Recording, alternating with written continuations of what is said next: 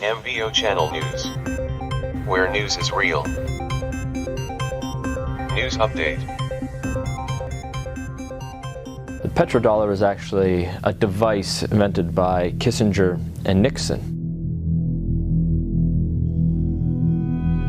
The standard of living of all Americans can be traced back to here, the vast oil-rich deserts of Saudi Arabia. In the early 70s, after the Arab crisis happened with the oil embargoes, OPEC basically tripled the price of oil to the Western world. And at that time, America realized that they were vulnerable because they were importing about 70% of all the oil they consumed. To secure a reliable foreign source of oil, U.S. President Richard Nixon sent his Secretary of State and National Security Advisor Henry Kissinger to Saudi Arabia for a secret meeting. The result was a pact that still stands to this day.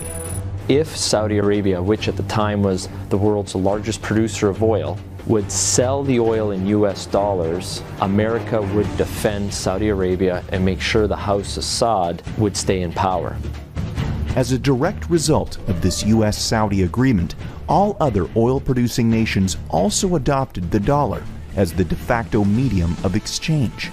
Demand for it increased exponentially all over the world, and soon it had a new name, the petrodollar. Your currency is only as strong as the demand for it, just like anything else, the supply and demand. Why the petrodollar is important, it causes a demand for the US dollar. A lot of Americans don't realize that over 70% of all the $100 bills in the world are actually outside of the US. There's more $100 bills in Russia than there are in America.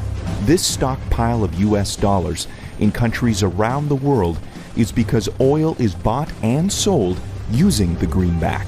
If oil starts trading in non-petrodollars, such as gold or a basket of currencies, or if China and Russia start trading in yuan and ruble rather than US dollars, that demand isn't there. And the way of life for the average American will be done. It will be worse than the Great Depression. To date, anyone who's potentially threatened the status of the petrodollar hasn't fared well. Libyan strongman Muammar Gaddafi publicly pushed for a Pan-African gold-backed currency that he would trade for Libya's oil. He was killed during a US-backed revolution in 2011. And just a few short years before, Iraqi dictator Saddam Hussein advocated selling oil for euros. At this hour, American and coalition forces are in the early stages of military operations to disarm Iraq. The U.S. invaded under the guise of looking for WMDs.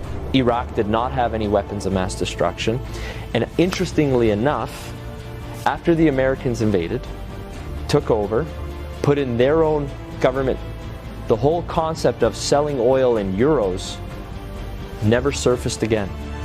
Today, many countries resent the current petrodollar system, and their leading spokesperson is none other than Russian President Vladimir Putin.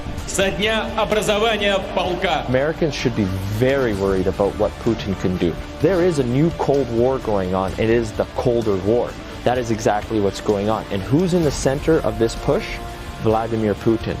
And the petrodollar is so crucial to the Colder War. The only thing holding America right now at the top is the petrodollar. And let me make it very clear. If the petrodollar dies, so does America as a superpower.